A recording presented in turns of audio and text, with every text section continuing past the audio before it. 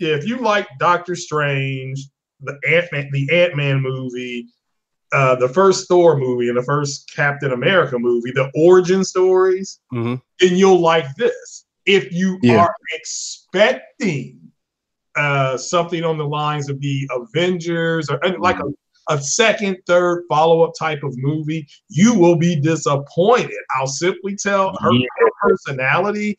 Wonder Woman is a Mary Sue. Wonder Woman is going to try to do everything right.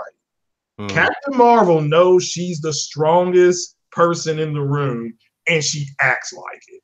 But because of that, she makes mistakes. So that's her personality.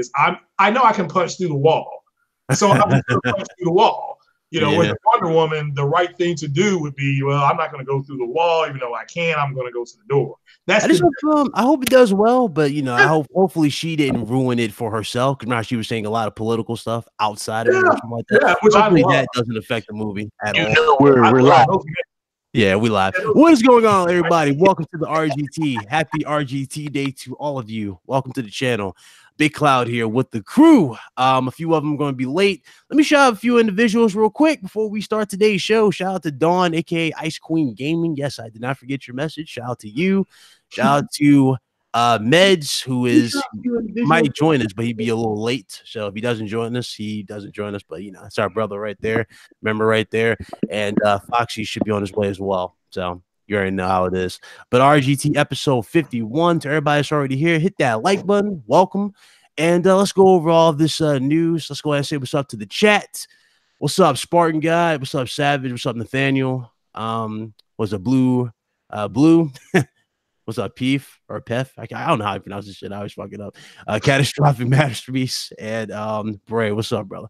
Let's go ahead and get into this. Introduce the panel. Oh, and look who's here. Who just jumped in? Who just slid in here? No, I've been here. I've been listening to you talk. You're talking about Wonder Woman shit. I heard it. Oh, okay. Go ahead. Say what's up to the people there, Nancy.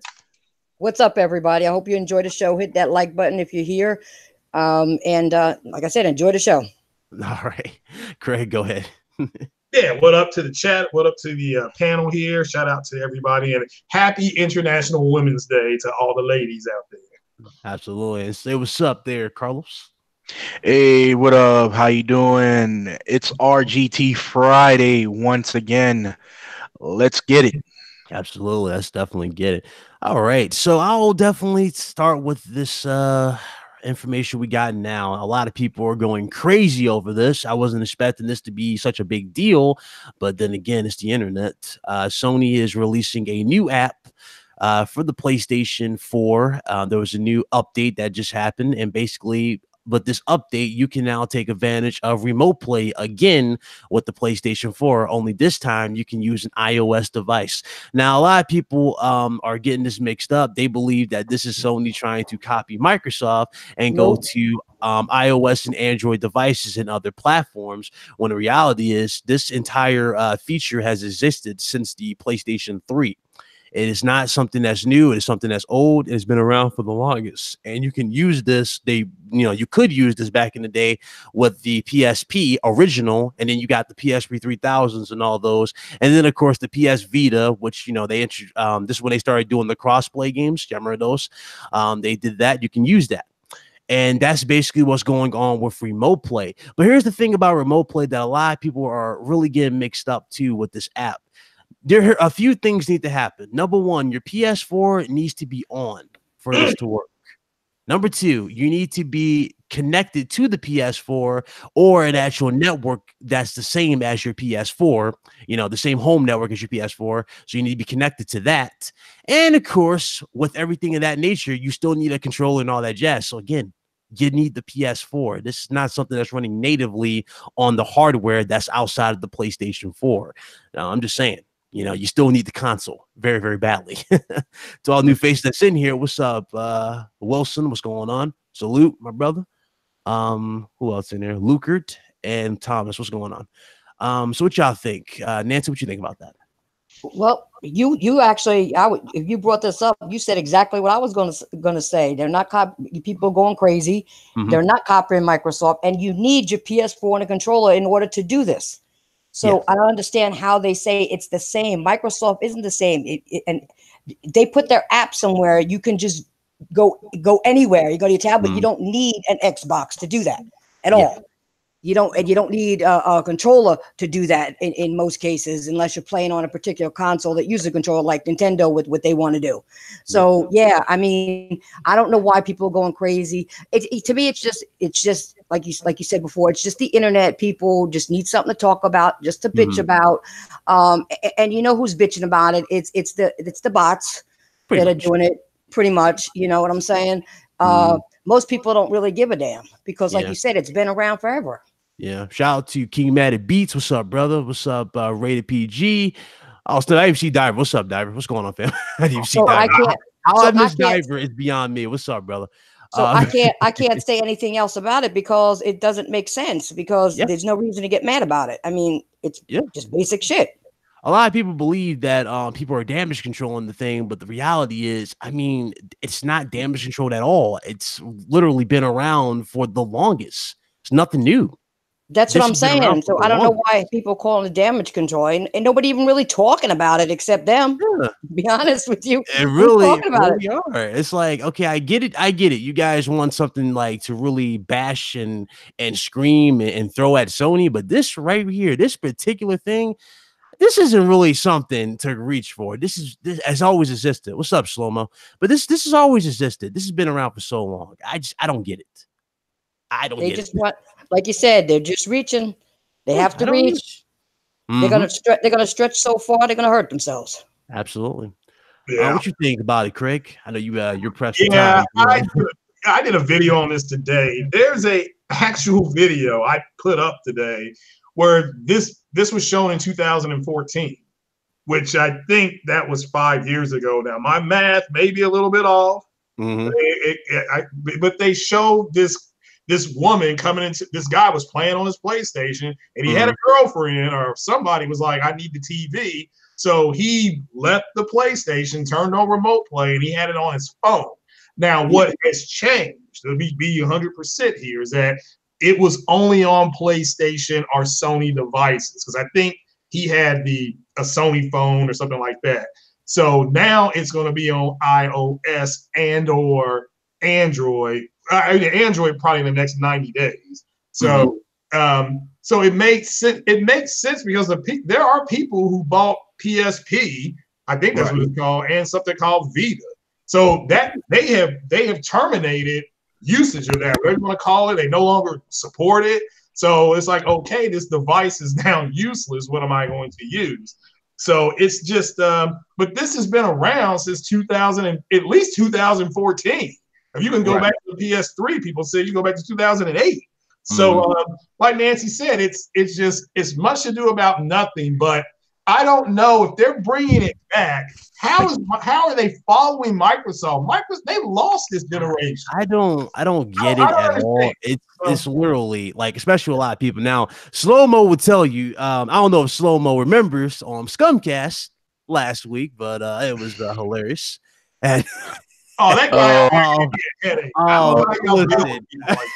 A lot of people are misinformed in this community when it comes to stuff. That's all I got. But it's because of people like that dude. That's why they're misinformed. People are misinformed. They don't know much. So I'm not surprised. I'm not surprised that a lot of people are acting like this is something brand spanking new, and Sony is just now implementing it. And it's like, dog, it's been around for the longest. What's up, Tony? Hey, what's up? And sorry for the delay, ladies and gentlemen. Had to take care of a couple of things. But going back to the situation with the whole remote play and what it means and what it does, there are two particular different things that they do with each other. They do stream games, but they do it in a different way. That's what a lot of people are trying to make it seem like if remote play is actually streaming. No, you actually need the hardware itself, meaning the PS4 or the PS3, to actually, stream the content onto the device. Yeah. It's not the same way as what Microsoft is trying to do to sell the actual hardware that does all the implementation of the streaming through its own, through its own console. It's the other way around. Yeah, it's weird. It's weird that, again, it's not native. It's not a native thing. It's not really nothing. They both share the same similar concept. It's just done differently from one another. Yeah, a lot of people are just taking it out of context and trying to bring up the old, the old fanboy mentality that, oh, look, Sony's copying Microsoft. No, it's not. Microsoft been copying Sony for a long time. Let me get you 1 second. Hey, Soma, if you want a link, my brother, I would more than happily send you the link. You can get in here. Come on, Slow Mo, join. Have fun with it. Friday, bro. I agree with what Nancy was saying earlier. I'm gonna add on. It's just at some point the people gotta stop reacting to it. It's like this has been around for at least a decade, at least. I mean, and nobody cared about it, Craig. Nobody cared about this. But I get it. When you're trying to stay relevant, which is what the Xbox community is doing. They're just trying to stay relevant. It's like, look at us. You're following us. We're still relevant. You're not relevant anymore. I don't need an Xbox. Their goal is to give you so many options that you don't even need an Xbox to play their games. That's going to be one of your options. Yeah. So, it's getting very, very it's getting real crazy on the situation because the best way, like if you look at it on paper, right? One service, like one app, right? You need a PlayStation, you need the actual console that is, the games are from to work. The other side is a simple service that you don't need anything from Microsoft to work. You can just run it natively, none of their accessories, anything on a different platform, completely better and more efficient. So again, I can attest. There's a difference right there, and people are just, I guess they don't understand that, or they're not. They're just taking things out of context, and people got to be, you do your research before you go on any outlet. Do your research, and the actual thing with the PlayStation Remote Play, it's been out since 2006. In reality, it was released in 2006. The integration of all devices were done like at a base level. They started with the PSP as the testing bed for everything, just to see how well it works with the latency, if it's going to give you all lag issues. Everything was being done through the PSP. Yep. I can attest to it because I had a PSP and I did use my PSP with the remote play feature back in 2008. It wasn't as consistent, but you could still do certain things. There was just certain games you couldn't play on it because it didn't have the actual processing power at that time. Another thing that was weird about the remote play back in the day, y'all remember when you first tried, especially on the OG PSP, everything from the PS3 was on your screen. Like you had everything on the PSP. Unfortunately, sound still came through your TV. Yeah, good point. You couldn't hear. You couldn't hear through it. So again, I don't know if they fixed that and they actually got that on point, but that was a problem with remote play back then. So yeah. And if it's improved, let me just say this: if it's improved, that's great. But let me add this: nobody in the Xbox community is this stupid.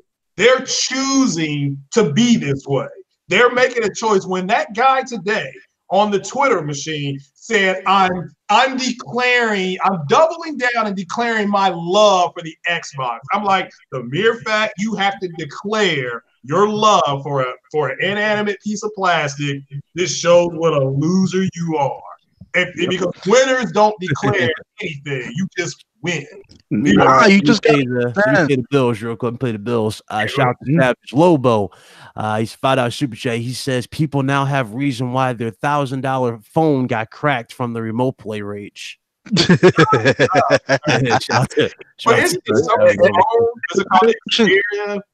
that's always had remote play on it, right? Oh yeah. First Xperia, even the first Xperia phone that came out, they built the Xperia 4 was that you can have that. Yeah, and it actually had and the funny part was the PSP Go. The PSP Go is actually one of the reasons why you got the PSP style controller setup on the Xperia. Because of how comfortable it was. Yeah. Like, and going back to one of the chat members, my brother Diver. Yes, I understand perfectly what you mean, Diver, that you still need the services in order to use the features, and it goes for both ways. It doesn't matter whether it's on the Switch, on PlayStation, or Microsoft. It doesn't matter. Oh, he said you had to sign into their service. Yeah. Well, they're working again now. They're building Nintendo's network right now, right? And supposedly they're bringing was Xbox Live, right? Xbox Live and Game Pass was coming to Switch. So yeah, supposedly. The weird thing, though, Diver, you don't need, according to this, you don't necessarily need Xbox Live to play their games on the Switch. That's the thing that's going around. Like, you don't need Xbox Live for it. So technically, you don't need their service for that. But I get what you're saying, though. You're talking like in terms of Game Pass. Yeah, you do kind of need an app right now for it. You do need an account for it. So, but you can do that easily. You know what I'm saying? It's not an account you have to pay for. I'm trying to tell you too, because on PC, they have the app for PC where you can literally just do it for free. You don't necessarily have to buy it. Integrated into the system, so you don't really have to. All you need is your email address, and that's it, and you're signed up. Yeah, you don't have to do much. Oh yeah, I gotta talk to you anyway, Carlos. After this, you gotta help out a brother at the end of this podcast because his PC it ain't booting up. There, no, it's crazy. He's getting that error, bro. You know what I'm talking about, that dreaded error where it's like insert information. What PC is not booting up? Oh no, I was telling my homie Lincoln Clay. I got help Lincoln Clay out because shout out to Lincoln Clay. He's trying to get his PC up and running. I got you, bro. I ain't forget you. I got you, bro. Oh, all right. Well, Lincoln, that's my brother from another mother, but you went with it. Gotta get Windows 10. He needs Windows 10, man. His PC is not registering as Windows 10. Really? Yeah, he's getting this error where like when you put a PC together. Yeah, he's getting an error like when you put a PC together. You're just getting these things where you just get the message that it needs a boot up device, and basically Windows 10 is your boot up. Is basically he doesn't have a boot up, which is Windows 10. Oh yeah, he can just take that back and be like, fix this shit, or I'm getting something else. That's what you say. Yeah, I don't know if he can fix that. Well, I mean, he could take it back if he wants to. I mean, he could, but that's the weird thing too. He said it's supposed to come with that. You know, he bought it pre-built. Should come with it by now. They shouldn't have to go through these hassles of getting Windows 10 back. But again, but get to go with the AMD build this time. You won't have this problem. Yes, I'm just kidding with you, Lincoln. Shout out to Lincoln Clay. That's a good note to take. Everybody said oh, good. Yeah, going to Diver, bro. Everybody's looking at the bigger pictures. There are certain people within the Xbox community that want to still play I'm for it because Phil Spencer is saying it, and that's and that's where everybody's just saying that this is nothing new. Remote play is something that's been done for a couple of years now. Yeah. And now they want to jump ship and start saying that Sony's copying the trend because Microsoft is doing it for their side of their services, which has to do it. They have to do something. This is for Diver, and then we can move on. Diver, it's so bad for Microsoft that they've changed their metric of success. It's the equivalent of McDonald's saying we only sold 1,000 Big Macs this month, but we had 10,000 people come into our McDonald's. That's what they've done. They're not even looking at how much they. Be right back, Ryan. So it is. But we can move on. Let's talk about Devil May Cry 5. I heard that is looking and running better on the Pro. Is that, once you fill the people in, my brother. Go ahead. What's up, Red Shadow? What's going on? He said to Savage Lobo, he said, I have to change my motherboard for my power pin. Ouch. Ow. That sounds painful. That's the one thing I don't want to do is have to go get a brand new motherboard. This from the way it's in the device, it's brutal. I do not want to have to do getting around all that shit. So shout out to anybody that's doing it, and good luck. Shout out to the brother OBJ in the chat as well. What's up, OBJ? Go ahead and educate everybody on this whole Devil May Cry thing. Oh, well, real quickly, I've not been able to play it yet. I'm gonna probably download it later tonight off of Steam. Shout out to the PC community that's sharing games with me. But so he had to do something, and he's gonna log me back in tonight.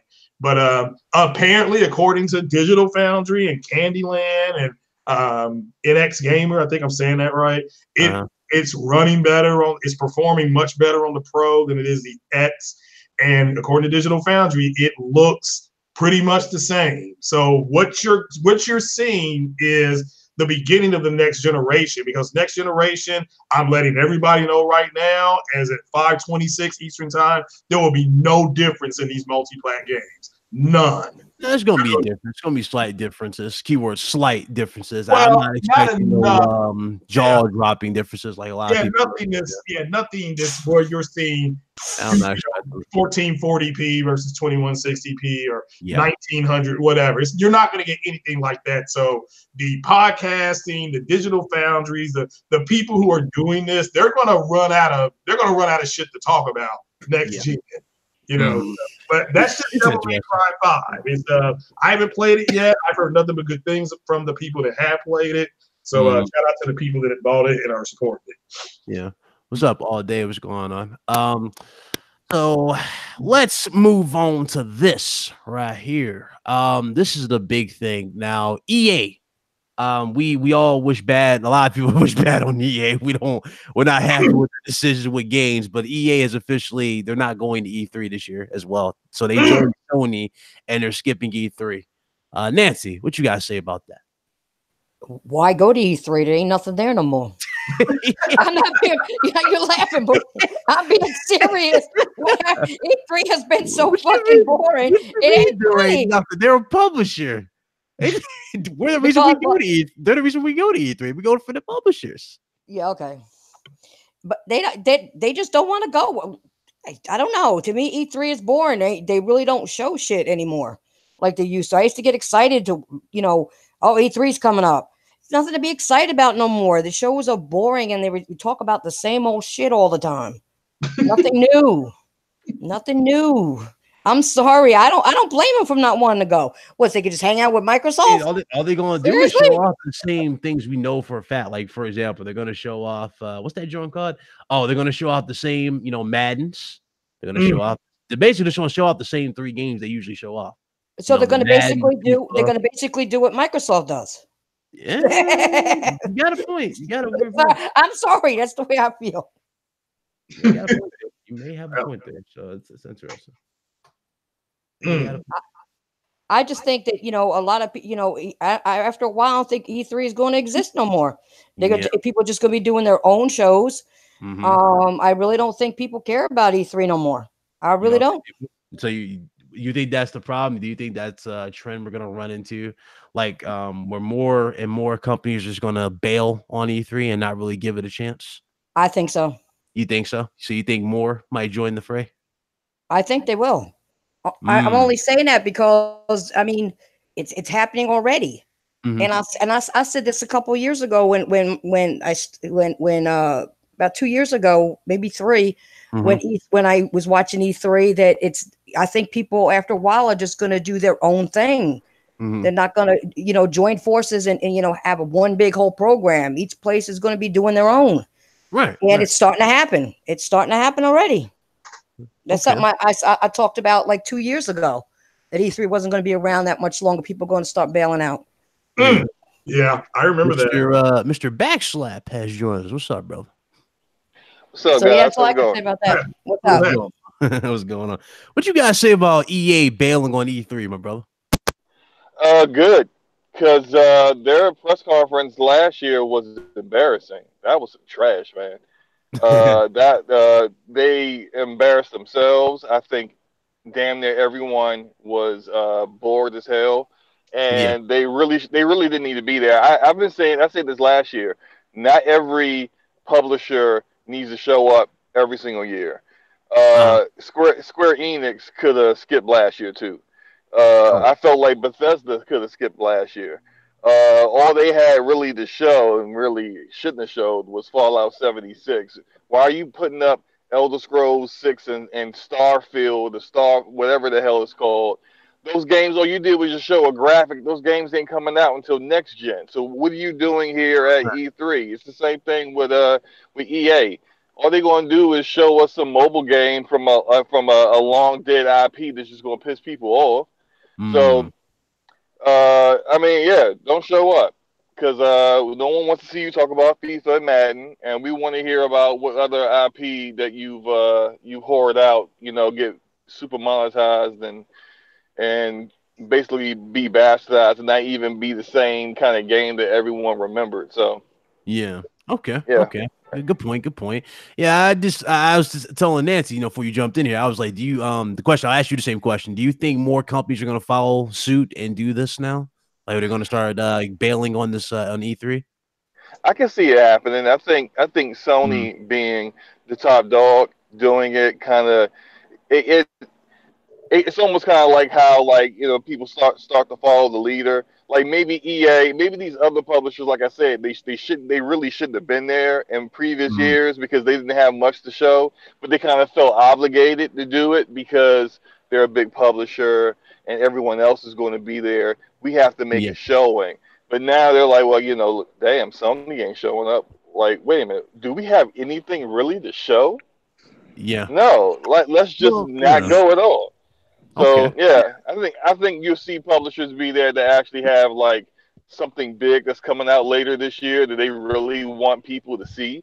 But I've been saying this actually, and I've been saying this for a minute, right?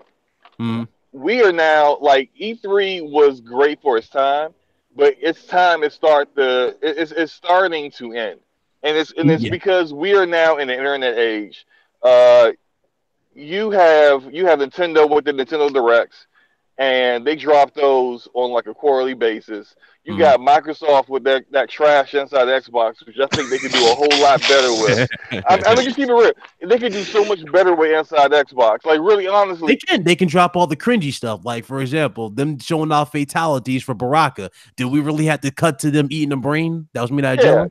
Like, I mean, like the stuff they market on that and the stuff they do with that is just like it boggles the mind. I shake my head every time I see it. But imagine, like, instead of waiting until E3 like they're going to, what if they just like for all their new developers, like we know Ninja Theory's about to show their game and probably Playground's going to show their RPG. What if they just showed all that inside Xbox?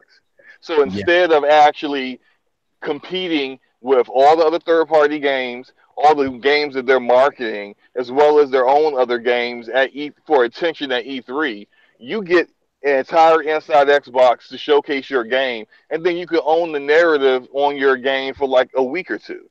It's like this is the internet age. These companies need to get out of this mentality that you need E3. No, E3 needs you. They need you to show up so they can make some money. Bro. Yeah, it doesn't make sense anymore. We do more spreading around in terms of like the information, like as YouTubers, than a lot of these publishers do with their own games, or even these journalists. Some of these journalists will probably make one post, but you'll really see a lot of YouTubers, who really focus on spreading the message and putting it out there. We'll dedicate podcasts like, obviously like this one, or we'll do extended videos, breakdowns, and go into further like the latest games, right? And break those down and to get information. So yeah, we do more advertisement for these games than a lot of these guys do in general. So I mean, if you go on even on social media, henceforth Facebook, IG, Snapchat, Twitter itself, they all have forms of advertisement for the game. So yeah, it's just like how Slomo was stating, man. Things are changing, and the social media outlet has become what it is. It's the advertisement for all companies. Yeah, absolutely. Yeah, even Colin Moriarty called it it's becoming a relic. So, and again, I liked E3. I thought before everything went mainstream, it was cool. You had G4 or Tech TV. You got inside interviews. X-Play back in the day, they treated, this is back when E3 was treated as they treated it like it was cool. You know what's funny though? What you guys were just talking about, you go to one of Sony's shows, they keep it gaming. Yeah. They don't need, what's funny? Sony don't need us to do what Xbox needs people to do when it comes to their games or publishers. Yeah. They should be doing this themselves. But instead, people like us are doing it because we love gaming. Okay. Sony really don't need to do that much. What we do is we take a game that Sony may have, if we like it, or if it's bad, whichever, we talk about it to give the correct information based on our gameplay of it. Yeah, absolutely. You know what I'm saying? Video game lover, what's up, brother? You know, but it's just crazy. It's just crazy. It really is. But Well, that's why they're bailing out, because they don't show anything. And like somebody said before, they're boring. yeah, And they're showing off shit. They're showing off shit that don't need to be shown off, all the same stuff, and nothing changes, and it looks like shit. You know, we talked about a lot of stuff too, though. I remember last year we talked about, was it presentation, Slomo? We talked about presentation of the shows. Yeah. Ubisoft with the panda in the parade. I was just like, it's like they put more effort in presentation half the time than in the actual substance of the shows. Yeah, it feels like, you know, Ubisoft. I will give Ubisoft a pass last year because Ubisoft did try. You got to give them a little props. They did try compared to last year, the year before. I mean, they did show off some cool stuff.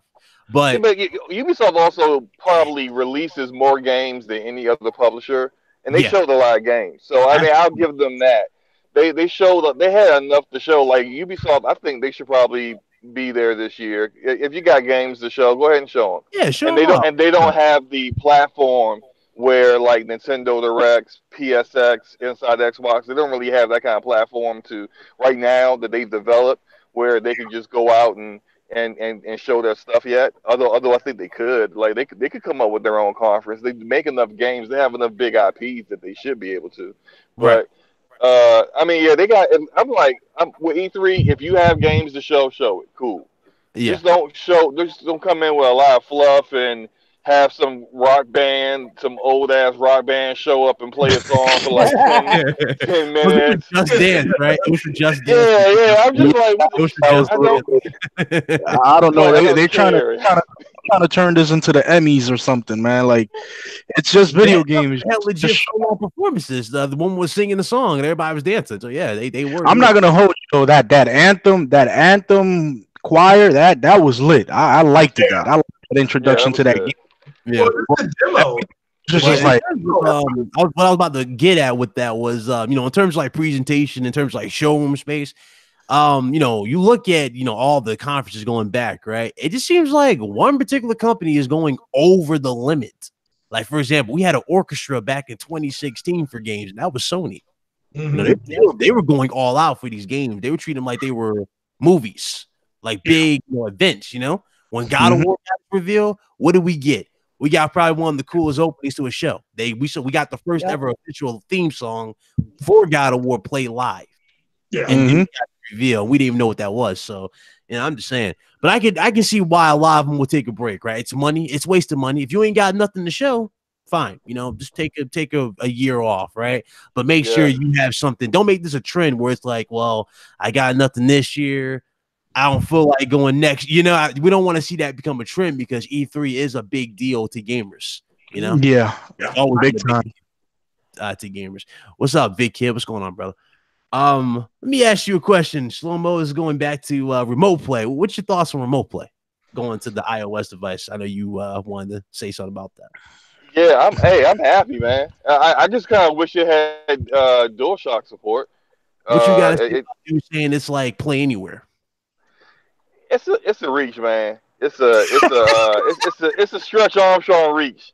My timeline went crazy, bro. You know my timeline be crazy, but that joint went. Of course, man. I'm just sitting back on Twitter, just looking and laughing because, like, I knew everybody was just going to jump there.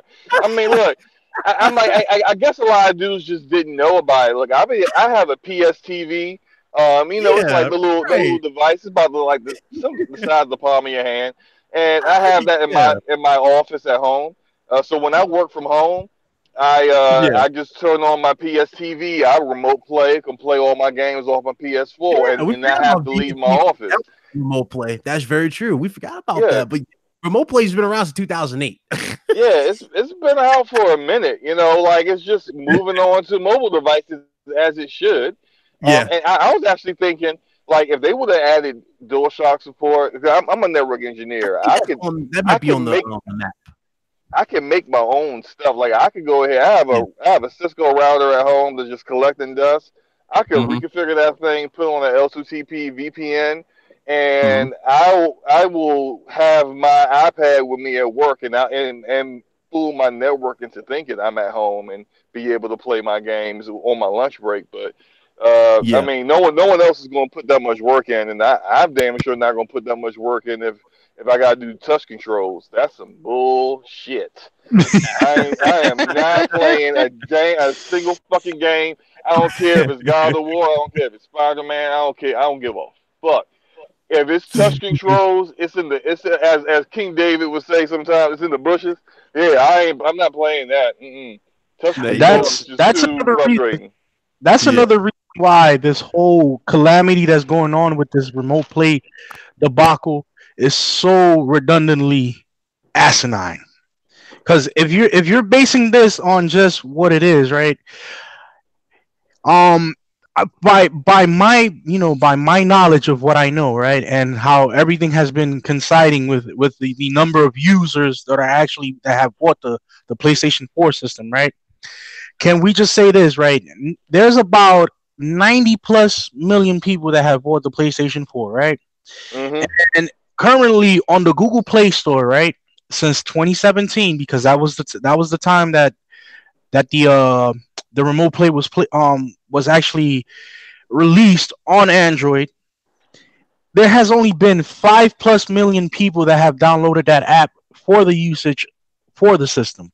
So that tells you pretty much a demographic of where the actual engagement with this feature is at. It is not something that people are going head over heels or yo, look, you got to check this out. Like, nobody really cares about it as much as now, because people know that it's a feature that is optional for you to use.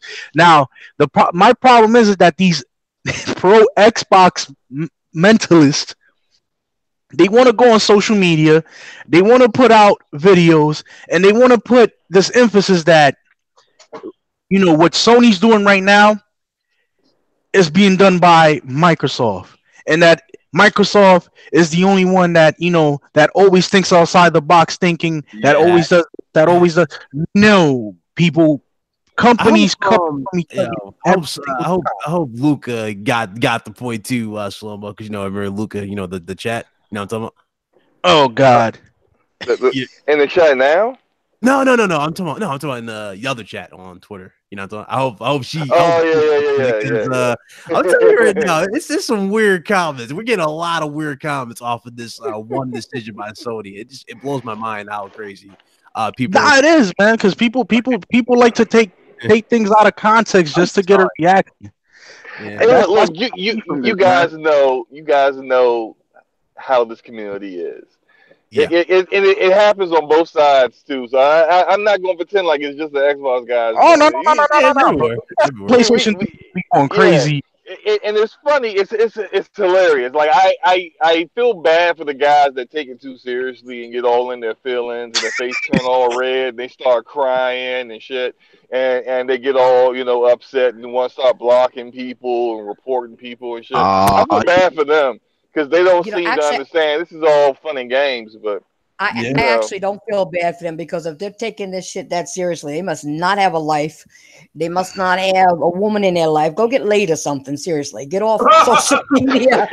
Seriously, it's weird. It's just weird, man. This shit is like this is like the Carl Thomas effect, like bro. It's so easy, video games. That's what it feels like. The Twilight Carl Thomas. Wait, is that the R&B singer from the '90s? I'm emotional. All right, let's move on, man. Let's move on. So Brad Sams, you already know Brad Sams. He's the man who broke the information for the Xbox code names. He strongly believes that Microsoft is not going to release Game Pass on the Switch. A lot of Xbox dudes actually hit me up about this. They was like, Ryan, I think you got it wrong in your video, so I figured we talk about it here tonight. So what this is about, that he says that he believes that they're not going to bring Game Pass to the Switch. But he hasn't ruled it out, but he believes it's not going to happen right now. Yeah, for right now. What y'all think about that? Y'all think it's true? Y'all think it might happen right now, or it might happen down the road, but not right now?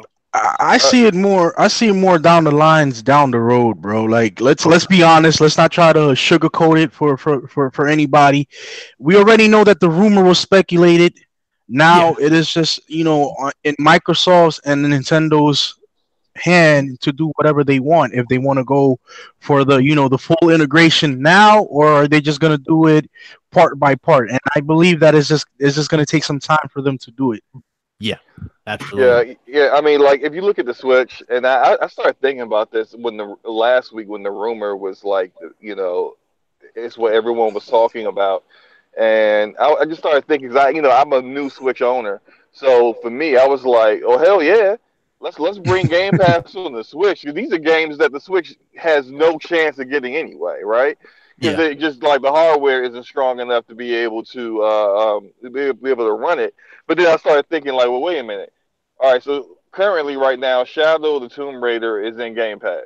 How the hell am I supposed to play Shadow of the Tomb Raider on the Switch with Joy-Cons? Like this is not gonna work. Like I've played Warframe with Joy-Cons before. It's not the same. Like I love Warframe, but damn, I was about to throw my Switch across the room.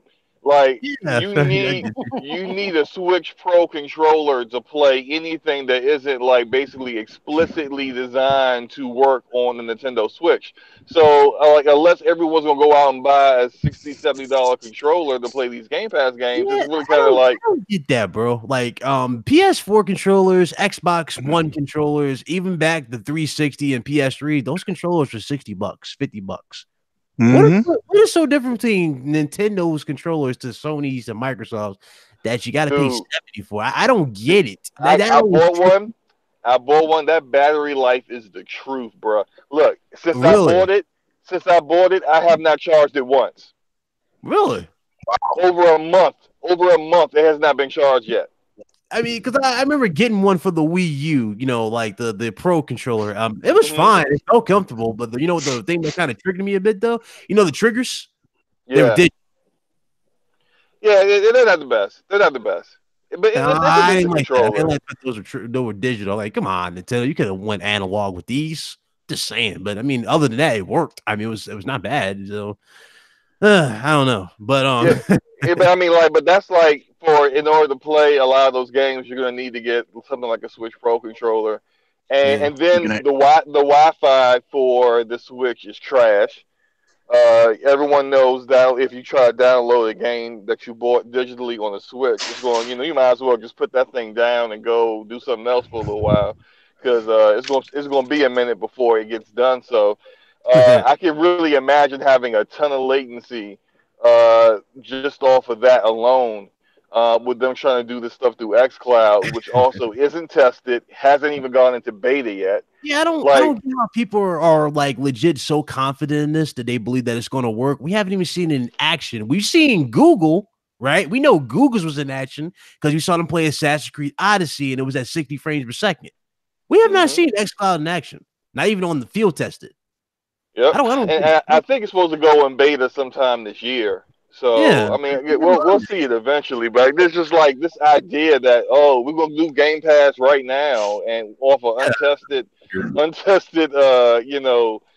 work. I don't think so. So, like maybe when Nintendo comes out with a revision for the Switch that can actually handle some of this stuff a little better, then we'll see Game Pass on there. Either way, I'm looking forward to it because I got everything, I own everything, I play everything. So yeah, respect, definitely. I know you own all platforms for sure. You own all. The problem is people take one thing that's said that's in the works. Shout out to and just expand too much on it and make up what they want. You know what I'm saying? They speculate too much on where things are going instead of just waiting to hear from the horse's mouth. Period. Yeah, facts. That's the problem. I definitely agree with that. Yeah, that CES show, the Consumer Electronics Show earlier this year, you had people in the Xbox community doing podcasts saying you were going to see something about the new consoles and so forth and so on. And you got dick, so I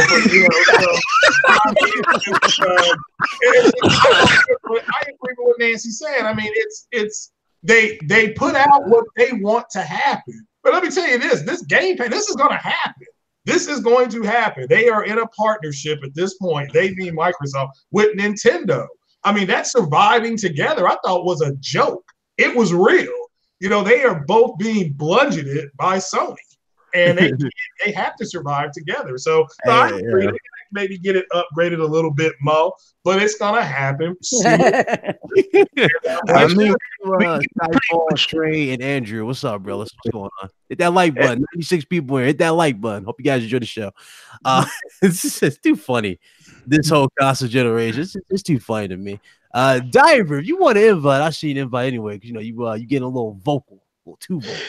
Nah, but can we honestly be honest with the panel, with everyone, and say this? Like, we've been saying a lot of things that have been coming to light for like a couple of years now, and it's funny how now that it's coming to a reality, people are turning the other head to the side and like, no, this is not happening. For this. Not happening, bro. Like, get over it. Enough. The gaming community is changing, is evolving to a different setting, and us old dinosaur gamers, the old ones from the 80s and 90s, we're just gonna have to get with the times. You're gonna have to learn. I ain't that old though. You might not be that old, but you're old enough. I know. You're gonna get I ain't got no game. Don't worry, you don't get this soon, but it's just a sad reality. Like, things change. Things change, and people got to change with it and stop. Used to me, this fool literally just kept talking. He's like, "Oh, fuck that." Let's move on to this, man. Xbox Maverick is launching in April. Supposedly coming in April. This is the discless Xbox. This is the one that's going to be part of the Anaconda systems, or the whole code name for the new Xbox, whatever, they're going to be part of it. So it's the discless one. Then you got the Anaconda. Then you have the Lockhart. What y'all think about this situation? I love it. I mean, to me, is this the sad face edition? Yeah, all digital edition. Yeah, it's got to be $99, and it better be able to do what they claim. I mean, because Google's device is possibly going to be announced in a couple weeks. So whoa, Craig, is it really not? Are you suspecting it's $99, or it's $99? It has to be $99. Oh, okay. Is working at 1080p 60. So what is Microsoft going to do if it comes out in April? Because again, I still think until Microsoft announces it, it's all false. At least Google has put information out that says, they're going to have a hardware announcement at GDC. So that's a palpable speculation. You got the same guy that said that CES was going to show you the new hardware did a video 2 weeks ago saying that the PS5's GPU is going to be weak. Now has a video up saying how impressive the PS5 Navi GPU is. And it's like, duh, why don't you just wait? Just clickbait after clickbait, just lie. People just clickbaiting and just wait till things come to fruition. But back to the Maverick, I hope it does exactly what they said. It has got to be $99 because if Google's getting in this thing, Microsoft's in trouble. Google does search just like Microsoft. Everybody kind of has to look at Google in that way because Google, they got the resources. They can take So I love it, and they better, if Google shit's doing 1080p 60, and we've seen it like Ryan, you was talking about, Microsoft better bring their A game with their streaming type of device. They have to do it because Google will kick them out. It will be so fast. I'll be like, what the hell happened? Oh, that was Google. So Bill Gates said that Google kicked their butts at search. They kicked their butts in phones. Reason why the Microsoft got rid of their phone division is because of Google's phones. They couldn't compete. They got a point. Those guys are not that company grew exponentially faster than Microsoft. They do it better than Microsoft. So look at the Pixel 3 phones and everything that they're doing right now. The Pixel 3 has one of the best cameras. They got tablets. Let's look at the situation as is too, because you got Anaconda, right? You have Anaconda, which is going to be the premium, high, like more than likely the more expensive, console. That's what they're talking about. They're going to go all out with this one. That's what the rumors suggest. Oh, the One X. Yeah, this is going to be the successor to the One X. So this is going to be the more beefier hardware, and then Lockhart is going to be pretty much the same, but a cheaper option. So, are you sure? I don't know. Well, that's the rumor that they're doing. You know, supposedly. Remember, a lot of leaks are suggesting that either one or the other is going to have the stronger console, but Anaconda is more than likely going to be their version of a stronger console, right? Oh, I see. Yeah, so I think Lockhart because this is going to be so it's going to be better than the X. That's what they're aiming for. They're aiming for better than the X, and that's why they're coming out with Lockhart. Lockhart is going to be a cheaper option, and you will have the X, or you have the Anaconda, which would be the successor to the X. So that's what they're working on. My thing is this though: for Lockhart, how are they going to get the price down for Lockhart? Are they going to go with a discless Xbox? I just out here with my video because I'm going, if Maverick sells well, they can definitely look at the Lockhart and go, well, we sold well with the Maverick, guys. I mean, we might have a gold mine on our hands. Let's remove the disc tray from Lockhart, and Slow-Mo gets what I'm saying, because you remove the disc tray, that's a good amount of money removed off the product. You can make it cheaper. What are the specs of the Lockhart? Because we know the Xbox X was it's a disappointing 6 T-flops. It's the saddest 6 T-flop machine I've ever seen. So what are the specs of the Lockhart? Zen 2 architecture, Zen 2 processors. That's what they're supposedly going to use. Ryzen. Yeah, that's one of the speculative. And what about the GPU? Can they do like the Pro GPU? Because the GPU and teraflops have all been speculation. Everybody is saying at least 10. That's what everybody's going for. Yeah, for Lockhart and the PlayStation 5, everybody's going with at least 10. So, all right. Well, I mean, if they're going to do a 10 T-flop machine, what's the point of the Anaconda? Yeah, that's what the Anaconda is going to be. What's the Lockhart going to be? The Lockhart again, it's a cheaper option. So that's what I'm saying. What I've seen is the Lockhart would be like the same amount of T-flops as the X, but with a much better CPU. Okay, that makes sense. All right, but in comparable, I agree with Big Cloud about potentially not having a disc drive edition, whatever you want to call it. Yeah, it's a test, because if you put that out now, right, and then they start looking at the sales and they're saying, okay, so our all digital edition is outselling the Xbox, the regular Xbox One S. Yeah, we could go ahead and go with the Anaconda, which will have a drive, and then have the Lockhart have no drive and know that it's not going to impact sales. Exactly. So this could be a test, and they're kind of, and it better have a smaller form factor. I mean, if you're not going to have a disk drive, it shouldn't be that big. If it's going to be an all digital device, it should be smaller. At least in my opinion. Absolutely. Now for the whole diskless integration, I don't want a mechanical hard drive. I want an SSD drive. I don't want something that's going to take me 20, 25 to even half a minute just to load up. I want instantaneous, boot up, quick, fluid dynamic rendering. SSD does. I mean, in terms of something else I've heard too. I've heard the not the sad edition, but the next year, not the sad edition, but the next year consoles are supposed to be all SSD, which I hope that's the case. That would be great. Yeah, I don't know what that means, but okay. Yo, why we gotta call it sad, man? It just reminds me of that song from Triple X, man, Tentacion, and rest in peace, Tentacion, man. Like, that reminds me of the Xbox Scorpio. That's the sad edition. I mean, that hard. Let me ask you all this: what about the Anaconda being diskless, and then the Lockhart offering at the bare minimum? I don't think they would do that. That'll be a massive loss on their end. I don't think they would even try. The Lockhart could be the 4K, because look, Samsung is no longer making 4K Blu-rays. They quit. They gave up. They did a Microsoft and pulled out. So I mean, it's what's the point? I mean, if they have one that's a lower one, like you guys are saying, the Lockhart will be. Do you think offering a 4K disc to play movies, will help it sell? And an Anaconda would just be a strictly hardcore gaming device with no Blu-ray on it. Yeah.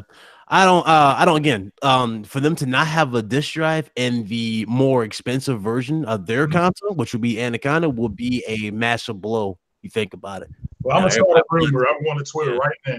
Yeah, because that's gonna be a massive blow, I believe, because that's why the cheaper options are gonna exist. I'm telling you, that's what they want to do. Shout out to Jamia Dixon, $2 super chat. He said, "You guys want a lot for $300 or $400." Really, there's not much. $400, you can get a good amount for 400, but again, I don't know what they're gonna do. To be honest with you, odds are the Anaconda will higher with the Anaconda than 400. Yeah, I think the Anaconda is going to be 500. I think that's where they kind of feel like the highest they could go. Would you think they would go the extra amount, go to 6? No, $600 is where you're basically just shooting yourself in the foot. Yeah, like I don't know. It's weird. You can't go $600 on consoles. It just does not work. It's never worked. The name, you know what I'm saying? Like, oh, we got the world's most powerful console. It's $600, and we got a cheaper option. You know, I think it's called Anaconda because this is another way for Microsoft to squeeze money out of these soft ass moist simps that like their biscuit buttery, and it's just, I mean, it's crazy. So it's crazy. So it's all speculation at the end of the day. We'll find out. Obviously, when Microsoft lets us know, hopefully at E3, that's another rumor that's going around. Slow-mo, I'm pretty sure you heard about it. They're going to reveal both their consoles at E3. So that's the other rumor that's going around. They always say, wait for E3. Wait for E3.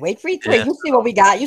And then it turns out to be shit. So there's a lot of this is crazy too. If they're going to do it at E3 this year, the reveal, they got the spotlight for it because EA's not there, Sony's not there. They got a big amount of spotlight on them, right? So this is the time to do it. This is the time to do it.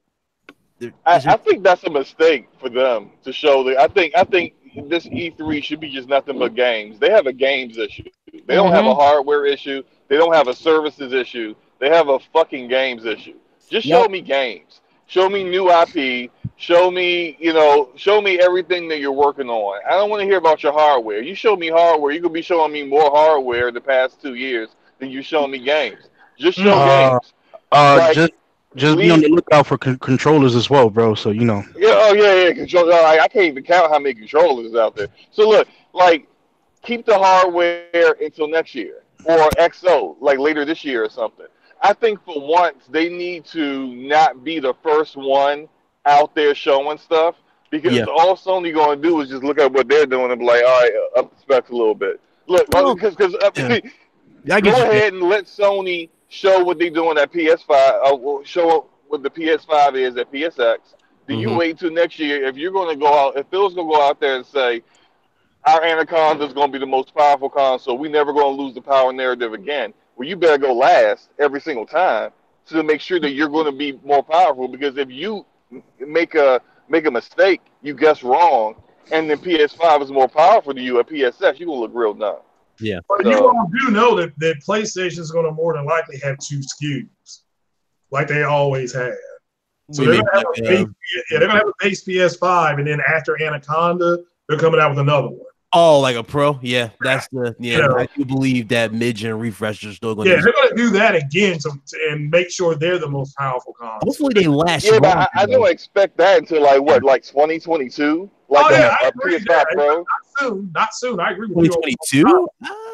I don't know. About 2025, something like that. 2024, maybe. Yeah, like that. Yeah. Okay.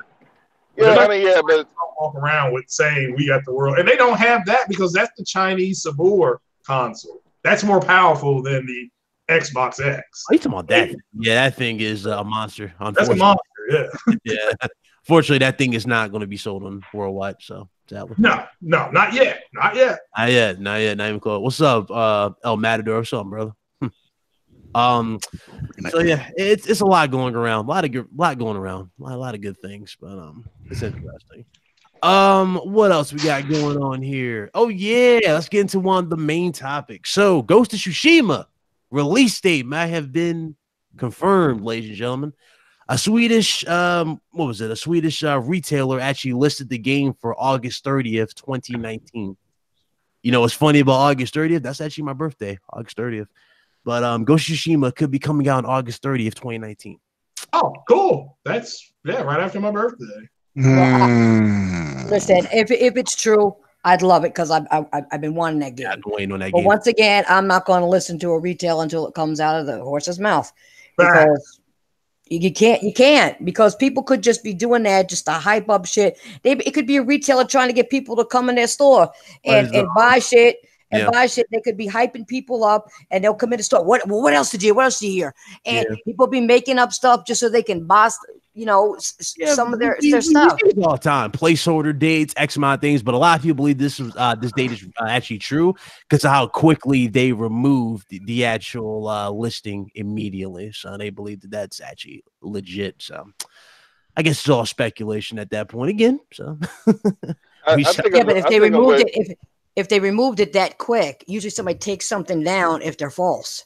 Yep, that's true. That it may not be true because a lot of people take shit down because they don't want to get shit for it because they know they screwed up. They know they did. Very, very true. Yeah, so it could be either or on this one. Yeah, I think I don't think it's coming out this year. I think Ghost is coming out next year. I do believe The Last of Us 2 is coming out this year. I believe that one. But not Ghost. I don't think that's coming out this year. Okay, I can definitely agree with that 110%. Last of Us seems more likely, and Ghost will be used as like the last hurrah for the PS4 going into the 5. Or they might use that as a launch for like an end for the PS4 and a launch for the PS5 as well. Do something like that, maybe. So they could do something like that. Could go either way. Yeah, definitely can go either way. What else was there? I'm disappointed with Death Stranding being delayed, but that's fine. But I'm looking forward to that. I like The Last of Us as well. Like I said, I'll play that too. Especially those girls kissing. That shut down E3 a couple years ago. That was it. It was over. I just remember going to Twitter and they was like, "Well, Sony won E3. They got two girls kissing. What Microsoft show?" So, you would not let that go. Like, people are really people bring that scene up, they cringe. They go, my thing is why are they only focusing on that and not the actual gameplay and worried about what the gameplay is going to be about? No, people on Twitter and YouTube talking that shit. Not you, because I know you messing around, Craig. But what I'm saying is that people just focus on that alone. That's all they're talking about the game when it comes to The Last of Us. They're not talking about gameplay, what's going on, storyline, graphics, nothing. They're only talking about that. That's some sick-ass people, in my opinion. Yeah. And not real gamers, because if that's all you're focusing on, you don't care about the game itself then. And then on top of that storyline from The Last of Us, the first one was pretty crazy. I loved it completely. That's true. Going into this was going to be lit. I can't wait. Hopefully they didn't kill Joel off and he's actually alive, because there's a lot of theories going around that Joel is actually dead and that was his ghost that we saw coming through the door when she was playing the guitar after she killed all those guys. Well, but even if he is dead, you get to kiss another girl. That's God. If he's dead, he's dead. I mean, it's going to be but I agree with Prince's. The gameplay was riveting. I mean, it was in your face, and people were like, "Well, why does it have to be that graphic?" And I was like, "Look, when you are fighting somebody, it's not like that. It's very personal, and that's kind of what they're trying to show you. Is that?" All right, here's another example. Okay, besides that, we don't have to go there. Dead or Alive just came out, right? Yeah. Okay. I got the game. People on Twitter and YouTube were just focusing on what the women were going to be wearing, if they were skimpy, what titties they got, what ass they got, all that crazy shit. Okay. And I got the game. The game ain't worth it. Okay. The game is not, they didn't care. You can't even invite your friend to play on it. What? Yeah. So you're saying the game is got you could play online, but not with your friend. You can't get in a party with them and play. Like, I can't invite you off from the podcast and say, okay, let's just go a couple rounds, in a party. Can't do that. I tried to invite Guru Legends. Can't do it. Nah, that's a dub on that, man. That's what I'm saying. It's not what they said it was going to be, but everybody's focusing on the females in the game on Twitter and YouTube and stuff like that instead of worrying about the gameplay. Like I just gave a reference That's 2 references I just gave. Yeah, I love how they've done the gameplay. When I first saw the gameplay reveal for Last of Us Part 2, my jaw dropped, like how well they've done it. It's more free, it's more relaxed, so to speak. It's more fast paced. I like that. I like what they've done. It feels like a survival game this time, as opposed to just, kind of like a mix of Uncharted and whatnot with a few cool survival elements. That was the first in a nutshell. We kind of felt like, But that's what people are supposed to be focusing on, is what I'm saying. The storyline, the gameplay, how well it plays, and all that stuff. Not dumb things in a game. Not only that, with that trailer that we had, the gameplay trailer, like just her alone fighting off the Fireflies, right, and then going into that. It wasn't the Fireflies? No, I don't think so. Fireflies, I think, are discontinued because the Marlene from the first one was killed. Yeah. Oh. Well, in regards to what we saw from the trailer, I mean, just along with that scene, her going into the abandoned convenience store and hiding, and just plotting the way she's gonna take down, all of the enemies. Like even to the end when she got the last person. And that dude just looked at her, and it was like, "Wow, this is crazy. I am gonna literally be playing this game nonstop until like I finish it, because that's the kind of feeling that I got when I played the first Last of Us. Like I felt the need to complete the game. I couldn't stop playing because I wanted to know more about Ellie and Joel, and I wanted to know more about what the hell is going on instead of focusing on smaller things like, tits and butts. Look, man, that game looks so good that even other developers was like, "That's not real gameplay." That's how good that game was good. Yeah, look, it's gonna be game of the year. If it comes out this year, it's game of the year. Period. Like everyone else is just fighting for second place. So pretty much, God of War stole the show, and what's crazy? God of War is winning in so many categories that I didn't even think it would even be nominated for, like art direction for one, right? Art design and stuff like that. I'm like, oh damn, God of War is just cleaning, house right now. It's crazy, and man, yeah. Now, the question is, why can't we get this out of Microsoft? Well, they don't. Oh, you had to go there, Carlos, right? That's you be going there though. You be going there. This is the kind of emotions, right? This is the kind of emotions that I like to hear from the players, the perspective of how they enjoy the games, even past and present. Like these are the games that you're gonna take into your older years and let your grandchildren know, listen, back when I was this young, this is what the type of stuff that we played, and this is how it made me feel, because you want those games to develop a myth behind them, something that people would be like, what, let me experience this. I don't know what my great grandfather's talking about, but let me experience it. Let me see what he saw through his eyes, and then next thing you know, you have a new generation of gamers looking at these games and saying, what? Hey, they did this way. I want to do this way too. I want to become a developer.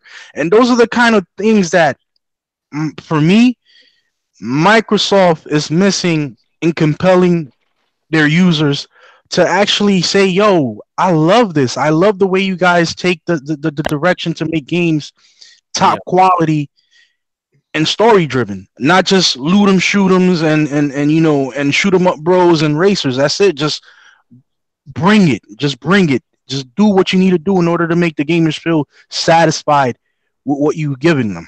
Yep. Well, what I will say, and not in defense of Microsoft or anything, but I do think they have taken steps to mitigate that exact issue that you bring up, Carlos.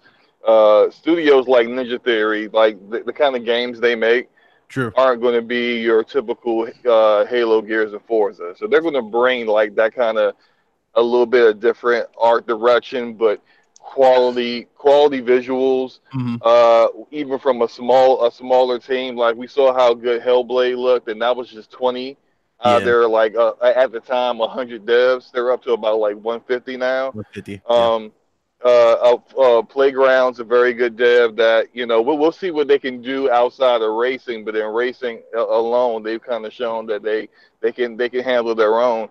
You know, what's interesting about that though? Again, we know them for Hellblade, right? But what if they bought them just strictly just to make Hellblade? You think that's possible? Nah, That could be possible. I mean, if that's what Ninja Theory wants to do, okay. Because like Ninja Theory said, like we what sold us was they say they were gonna give us we were getting creative freedom. Mm-hmm. That was the what took it over the line. Yeah. But without that, they weren't going to sign on with Microsoft, and they gave them that. Every dev that they've signed up in the past year has said that. So, yeah. And I know there's some people that are like, I don't believe it. You know, Microsoft is the devil. I understand that. You know, Yeah. I mean, until we see a dev come out and say, they told us they gave us creative freedom, and then Phil spit in my face and told me, "Get your ass to work." You know, like until we see that, then it is what it is, right? You know, we're gonna have to take them for their word. But I mean, like, I think they're trying to create a diverse portfolio for Game Pass. Like Obsidian and Exile are bringing the RPGs. You're getting your action third-person perspective from Ninja Theory. I don't know what the hell Compulsion trying to do. Whatever. We just want something that's decent from them, I guess. Yeah.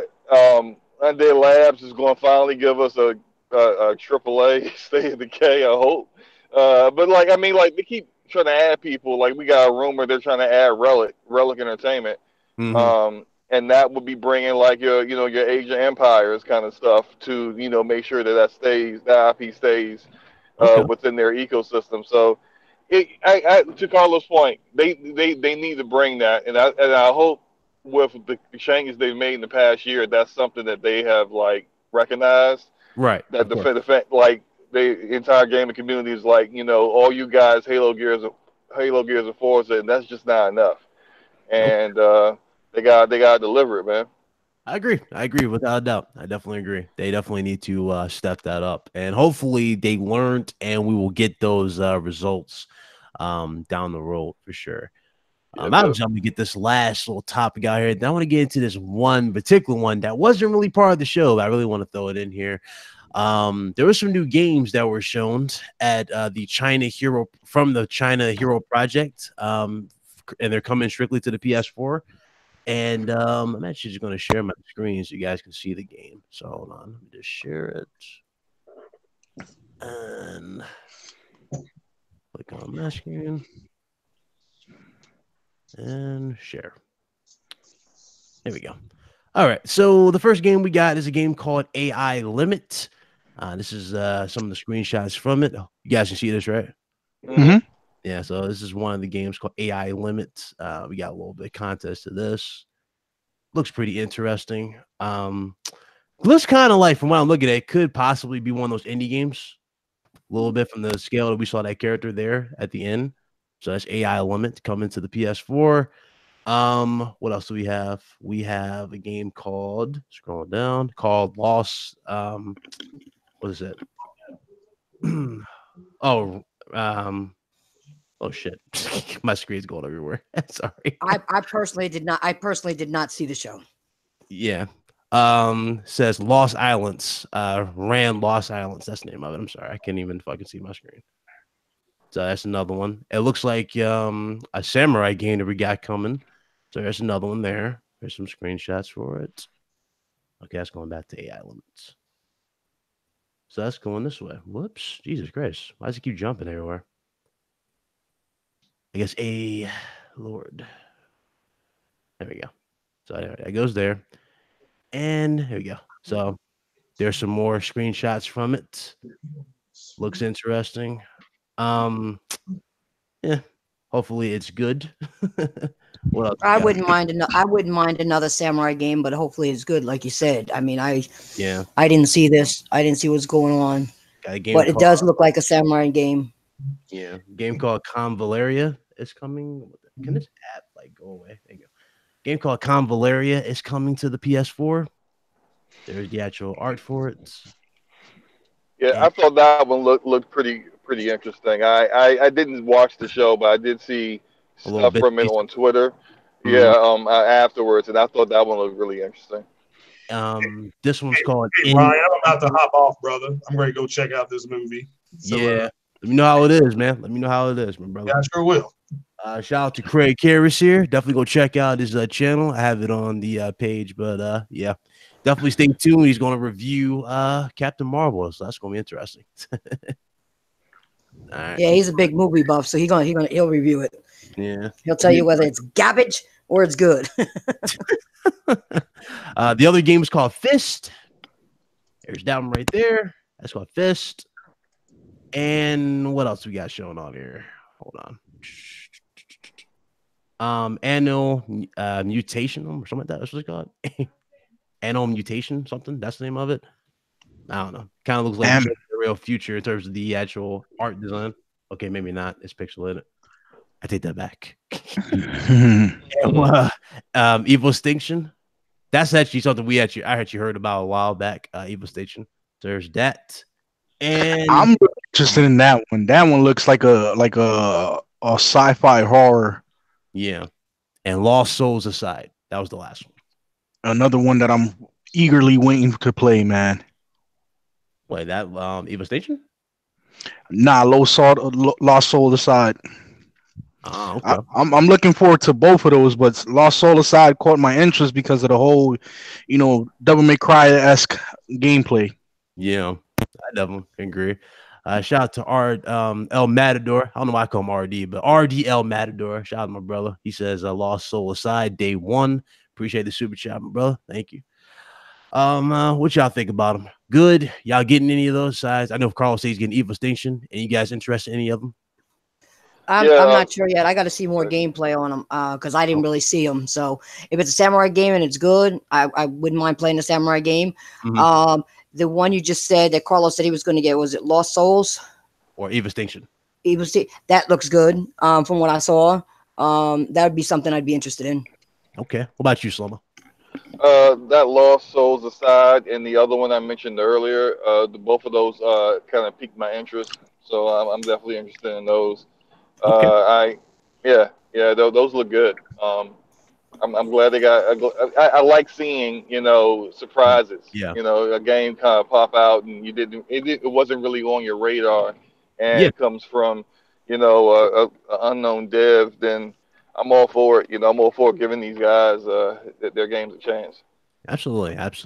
All righty. So that's the games, people. That's pretty much all my all the crazy topics. Now I know I think we were going to talk about this on Scumcast, but what you guys say about this damn Superman Origins film? But it's like a horror movie. What you guys say about this, man? I want to talk about this movie. Nah, this ain't it, Chief. It's a horror movie, but it's kind of like it feels like a spoof on Superman. It reminds me. I'm sorry. Go ahead. Go ahead. No, I was just saying. It doesn't sound good to me at all. Not at all. It doesn't sound like something I would want to see. Yeah, it's crazy. It's what's the name of it? I gotta bring it up on my screen. What's it called? Brightburn. Brightburn. There you go. Yeah, Brightburn. Yeah. It reminds me of a graphic novel I read some years back called Irredeemable, and it was about the graphic novel was about they basically was just parroting the entire DC universe. Right. And then there's a Superman character that just kind of just says, you know what, fuck this shit. I'm sick and tired of saving you motherfuckers all the time and getting no credit for it. And he just goes evil. And he just basically wipes out the Pseudo Justice League. And I mean, it's wild. It's like a good 30 issues, but I mean, it's brutal. It's amazing. And that's what it reminded me of. But then this is like, he's still a kid. But he's like, clearly a sociopath. I didn't understand what it was. I thought it was probably a new take on him from DC at first. And I was like, oh, this ain't from DC. This is another. Man, DCEU ain't that dark. They dark, but they not that dark. They have Batman stabbing people. I don't know, man. DC can be pretty dark. They got people, Batman stabbing and shooting people, running through pedestrians in the damn security booth. So, in DC, there's no limit with DC in terms of what they. Yeah, but I still don't think DC would come out with something like that. Come on now. Yeah, they wouldn't. They wouldn't do that to Superman. They wouldn't have him go that crazy. Yeah, they can't lose their rep now. Come on now. They lose their rep doing that shit. They scared away the two main actors that were playing their characters. And that was Ben Affleck and Henry Cavill. So, you know, I mean, they kind of did it themselves, but that's crazy. That was crazy.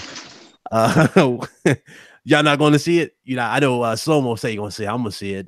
You going to see it? I'm going to check it out. You not something you're interested in? I might just watch it on somewhere else other than the movie theaters. I ain't gonna watch on the Fire Stick. Nah, bro, I got BlueStacks installed on my PC, so I can watch most of my movies on my PC. I don't need no. That's the biggest translation. I'm gonna watch on the Fire Stick. I ain't watching on no Fire Stick, man. Terrarium. Nah, probably Terrarium, Jetbox, something because listen, man, for me to get compelled to watch a movie, it has to be on the epic scale of the Black Panther movie. Like that movie really motivated me to go to the movie theaters and say, you know what, I'm watching this. This has to be watched. Yeah. But the rest of the other movies, like the Suicide Squad, everything else, it was like, meh. I wanted to watch Aquaman, but then I was like, yeah, I'll watch it in another time. So it's like you really, it just has to compel me, man. It has to. I heard good things, but I don't know. It's not really a character I care about. That's the thing. It's not really. Oh, I heard that was your favorite toy. Come on now. You get that information. That is not true. A little birdie told me. That's all I'm gonna tell you. Let me stop. That little birdie is a wrong birdie. I was strictly a Batman type. Actually, it wasn't even a Superman guy. I was a Batman guy all the way through as a kid. That was the character, you know. I mean, most of everybody's been a Batman kind of person throughout their childhood. Yeah. Superman, I don't know what it is with Superman. Superman is like too goody two shoes for people. Just like the badasses, the ones that use tactical knowledge to whoop people's butts. Yeah. It was Batman and obviously Spider-Man, but that was me all childhood was. Nah, mine's is Batman and Wolverine, bro. Yeah, I was a huge X-Men fan growing up. So you hyped for the Phoenix movie? Yeah. I'm Fox. I can't stand like they just messed everything up, man. They messed everything up. I'm not saying Disney and Marvel Studios. I'm not saying Marvel Studios is definitely going to do like X-Men justice, but they'll do better than Fox has done with it. They've had too many misses, man. It seems like, you know, with her, you know, as Dark Phoenix, you know, you remember X-Men Last Stand when Wolverine was like getting melted, trying to get close to her and try to hug her, listen, the break the fight or the evil side. It looks like they're doing that scene again with Dark Phoenix with Scott this time. It looks like it. So yeah, let's remake a scene from literally the second worst X-Men movie that was created. It ain't the worst. It was the second worst. Yeah, I think the Apocalypse was probably. Yeah, Apocalypse was horrible. Yeah, they kind of almost saved it a little bit, but I was like, nah.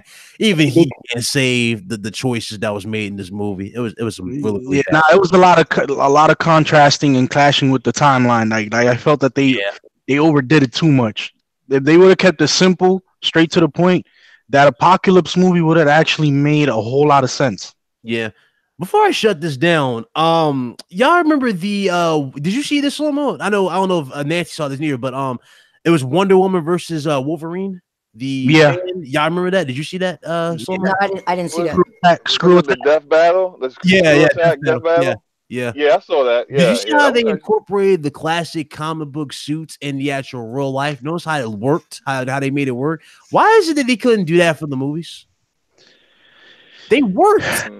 They worked. Hey, well, look, you know what? The first thing I would say is that when you watch that death battle, it was very bloody. Yeah. I think if you know, pretty much in every movie that's had Wolverine in it, outside of Logan, it's been an absence of blood. And I think that probably would have just really kind of, shut everything down. Part of the reason why Logan is so amazing is that it's straight raw. It's what you would expect Wolverine to do to a physical body if he cuts you with his claws. Yeah, because like, everybody was everywhere. jumping out their seat when we heard that the final, Wolverine movie was going to be rated R, when that ended up being the perfect rating for Logan. I mean, they went all out with Logan. X-23 stole the show, obviously. Oh yeah, absolutely. Yeah, she stole the show. So yeah, I mean, they definitely went all out with that. But I definitely see what you're saying. But I'm just saying in terms of the suits, I thought that was dope how they incorporated that. Even Jubilee looked really, really good. Everybody, it's these suits could have been in the main movie, but nah, they won't. Yeah. But yeah, that's true. Yeah. And I guess they can't get Halle Berry to come back because they got a new actress to play Storm. So that's interesting for the new movie. I don't know what's going on here, but she was the one that was in. She was playing Storm in Apocalypse too, right? That same girl. Yeah, yeah. Okay. Yeah, it's been so long, and I already forgot about it. Like I've already erased that movie from my mind, especially when we saw Munn as Psylocke in the damn movie. They kind of lost me. So yeah, but my big issue with Fox, my main issue with them and their handling of the X-Men franchise is that they've always seemed to cater to their stars. Yeah. So Hugh Jackman, he's a big star. Everything is Wolverine. It's basically Wolverine and friends. Who's been working in a row? It's always been Wolverine. It's always been Hugh. So I can see that. But one thing that got on my nerves, this newer version of X-Men films, and I think everybody who's watched these can definitely agree with, it's basically turned into Mystique movies. Like Mystique's been the cover. Yes, because guess who's playing Mystique? Jennifer Lawrence, big ass star. It's just like they can't help themselves but just be like, Jennifer, what do you want? Oh, I want to be in every fucking scene, even though I'm a minor villain. Okay, sure. You'll be in every fucking scene. We'll make you a mentor. You're a fucking villain, but now you're going to mentor these young mutants. What the fuck is going on? It don't make no sense. It don't make no sense. You remember who was the first chick who played Mystique, who did like that incredible job with the first Rebecca Romaine. Yeah, she was great. It was perfect. That's how Mystique should be. Perfect. Conniving but slick. That's how it should be. This new Mystique, it's so cringy. You see her in the new close-up shots, right? It's like she don't even care. Like they barely put makeup on her. Like she didn't have no scars and all like that. Like the classic Mystique look. It was kind of different, like a remodel. It's like, what is going on with this franchise? I don't get it. I don't like that. Marvel needs to save it, man. It's all up to you, Marvel Studios. Hey, if Marvel can make you care about characters that you normally wouldn't care about, like the Guardians of the Galaxy, let's be real here. A lot of people weren't talking about Ant-Man or Guardians of the Galaxy. If they can make you talk about them, I think they can even save the Fantastic Four. I think they can even save the Fantastic Four if they were done properly by Marvel. But yeah, I agree with y'all 100%. Yeah, Jennifer Lawrence is beautiful, but I'm saying like just her not her betrayal, but the treatment of the character. It's actor over character. I'm like, she's a beautiful woman and she's actually a very good actress, but you're playing Mystique. I'm sorry, you can't be the end all and be all of this entire movie. That's not what your character is supposed to be. Now it's not the X-Men anymore. It's Mystique and some other mutants. Facts. Facts. What up, Sick? What's going on, brother? I just I don't get it, man. I don't get it. Like, what was the one with the Sentinels? I forgot. Was it Days of Future Past? Days of Future Past, yeah. That was the best X-Men movie that we got in a long time, aside from Logan. That's one of the best. And even in that one, Shadowcat, played by Ellen Page, who's supposed to be in the comic, she's the one that goes back in time and helps to save everyone. But hey, look, we got Kid to the Stars, so instead we got Hugh Jackman as Wolverine going back in time. Even though Wolverine had a great role in his story arc as staying in the future and fighting all the Sentinels and dying. Like that's like one of the iconic scenes is him dying from a Sentinel. And instead, we didn't get that because they had to have Hugh Jackman in 90% of the movie. So and I forgot about. See, that's another good thing too. You remember the dude from Spy Kids, Slow-Mo, dude to play Nightcrawler, that version of Nightcrawler. We never got him back. He was perfect as Nightcrawler. it was dope. He was perfect as Nightcrawler. We never got him back. It just that's a lot of missed opportunities. A lot of missed opportunities. Let me go ahead and close this. I know everybody's like, what's going on here? We don't went to movie talk. I know. Not a lot went on, guys. Not a lot went on, but I wanted to definitely give y'all a little extended show. So that's all. Want to say massive thank you and shout out to Slow Mo here from Scumcast for joining us tonight. So thank you, my brother, for coming through. No problem, bro. No problem.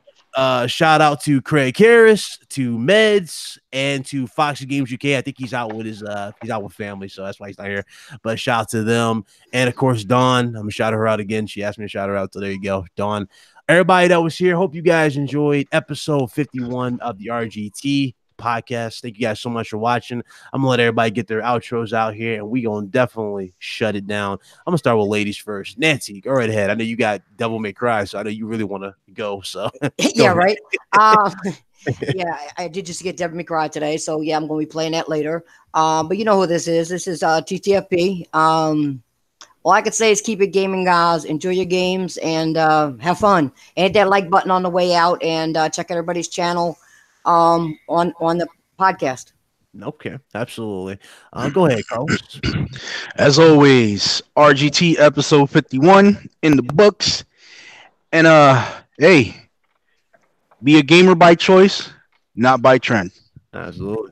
Shout out to Rafe. That super chat from Rafe. He said nothing wrong with movie talk, maybe even some NXT. We shall see. We shall see about that. We shall see. Go ahead, Slow Mo, my brother. What's up, everybody? Slowbo Backslap.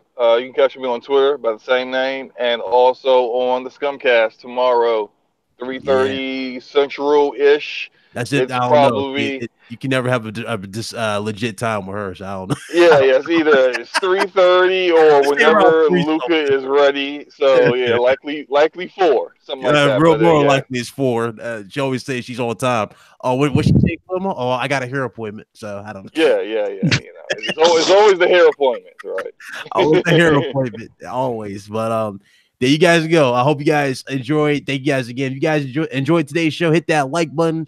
Definitely share it out. We do appreciate y'all standing here, talk some gamers with us, and of course, chilling and everything of that nature. Shout out to my homie Sick Humor TV, PlayStation Plus podcast. Go check him out as well. Another great show you guys can listen to on your Hero Weekly here on YouTube. All right, we're gonna definitely shut it down, and we'll see you guys next week. Y'all be blessed. Y'all be easy. We out. Peace.